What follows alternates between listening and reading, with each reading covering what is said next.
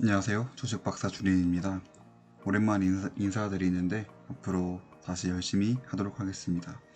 최근에 테슬라, 애플의 주식 분할에 대해서 이야기가 굉장히 많은데 이번에 이게 호재인지 악재인지 대해서 알아보도록 하겠습니다. 일론 머스크가 예전에 5월 2일 한국 시간으로 테슬라의 주가가 너무 높은 것 같다라는 트윗을 남기게 됩니다. 그 트윗을 남기자마자 테슬라의 주가가 이날 굉장히 많이 떨어졌습니다. 원래 테슬라 하면 일론 머스크고, 일론 머스크는 굉장히 이상한 발언들을 많이 해서 이번에도 또 그런 말을 하는구나 하면서 주주들의 굉장히 따가운 말들을 많이 받게 됩니다. 그러다 7월 1일에 어떤 사람이 테슬라의 팬들을 더 확보하기 위해서 주식 분할을 하면 어떨까? 그래서 $420 정도의 사람들이 살 수 있도록 이라고 물어보니까 일론 머스크는 이번에 한번 회의해볼 만하다 이렇게 이야기하게 됩니다.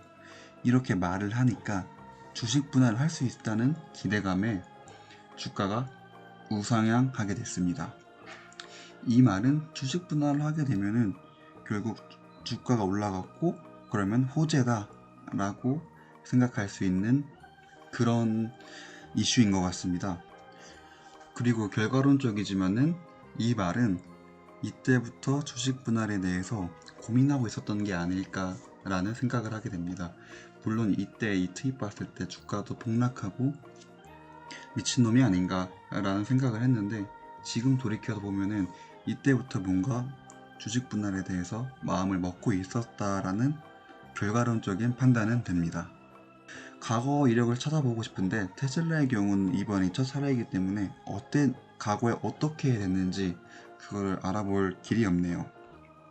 그래서 제가 정리를 해보니까 세 가지 정도가 있다고 생각을 했습니다. 첫 번째는 아까 보셨던 것처럼 주식의 가격이 상승하게 되고, 두 번째는 많은 소유권을 가질 수 있고, 마지막으로 성공적인 회사는 일반적으로 주식 분할을 다 하고 있습니다.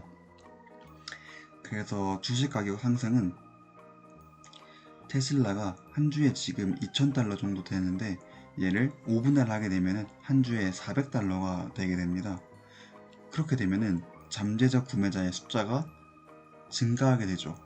예를 들어서 20대나 30대에 돈이 없는데 보통 $2,000 정도 하면은 260만 원 되는데 한 주 살려면은 한 달 월급을 거의 넘어가는 수치긴 하죠.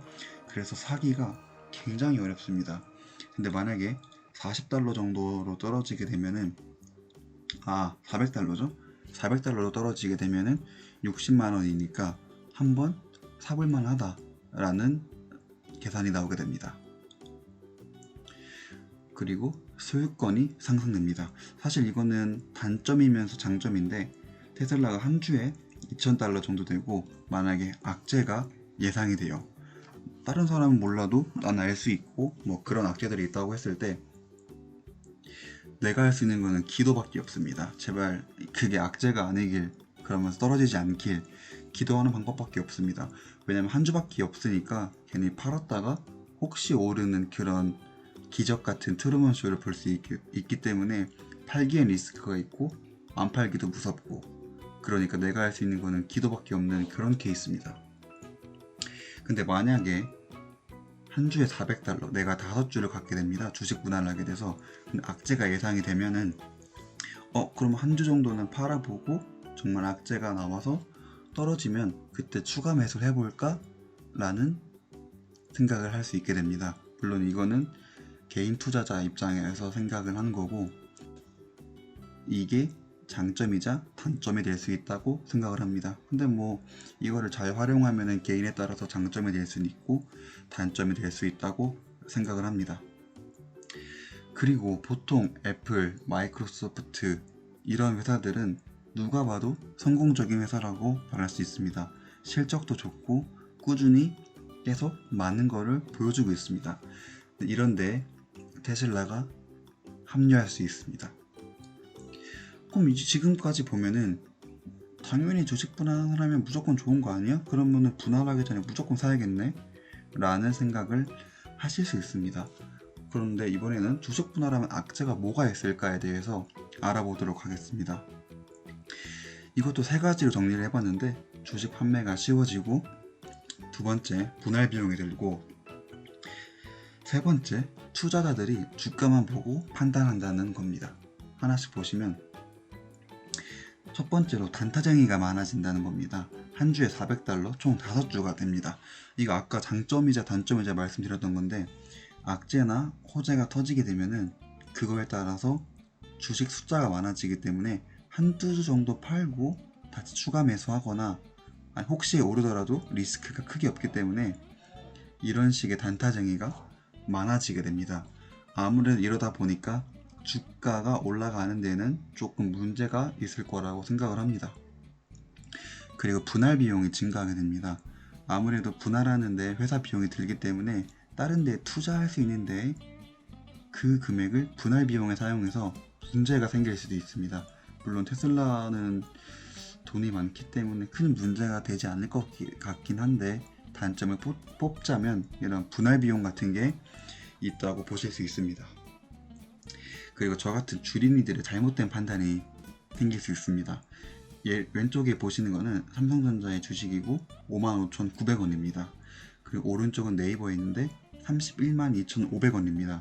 얼핏 주린이가 봤을 때 삼성전자가 정말 좋은 회사라고 들었는데 네이버보다 가격이 훨씬 낮네? 그럼 네이버가 좋은 회사인가? 삼성전자는 그렇게 낮지? 이런 판단을 정말 할 수 있게 됩니다. 그렇기 때문에 버크셔 해서웨이 같은 회사들은 절대 주식 분할을 하지 않는다고 알고 있습니다. 그래야 회사가 성장하고 이만큼의 가치를 보여주고 있다고 직감적으로 바로 알 수 있기 때문입니다. 그래서 테슬라의 주식 분할은 언제 하냐가 정말 중요하겠죠. 그래서 테슬라 IR을 확인해 보시면은 28일까지 주식 거래를 하면은 8월 31일부터 스플릿된 주식을 받을 수 있게 된다 라고 나와 있습니다. 근데 이거는 미국인들 기준이고 우리나라 기준은 조금 다릅니다. 일단 그 전에 설명을 드리면은 애플 테슬라를 기준으로 8월 28일 장 종료 전까지 20주, 30주씩 들고 있다고 하면은 애플은 이거의 4배, 테슬라는 5배를 갖게 됩니다. 그래서 기준은 28일 장 종료에 내가 얼마나 들고 있냐, 이게 기준이 됩니다. 아까 말씀드린 것처럼 미국인이었으면은 뭐 거래 정지도 없고 바로 분할이 되는데 문제가 없는데, 우리는 원정 주식을 하고 있기 때문에 일반적인 경우에는 매도 같은 게 한 2-3일 정도 불가능합니다. 근데 저는 키움증권을 활용하고 있는데, 키움증권의 경우는 위의 주식 액면 분할은 한국예탁결제원의 결제 지시 전 선분할 처리 진행이다. 선분할 처리 진행이라는 게 한국예탁결제원이 야 이때 해 라고 말하기 전에 내가 먼저 분할을 해주겠다. 그러니까 너네는 미국인처럼 28일까지 거래한 그 주식수 곱하기 5, 애플의 경우는 곱하기 4를 월요일에 받게 되고 너네는 문제없이 거래를 계속할 수 있어 라고 말하는 거죠. 왜냐면은 거래 정지되면은 키움증권 같은 증권사도 수수료로 돈을 버는데 지금 굉장히 핫한 종목이기 때문에 돈 벌어야 되죠. 증권사도. 그렇기 때문에 이런 식으로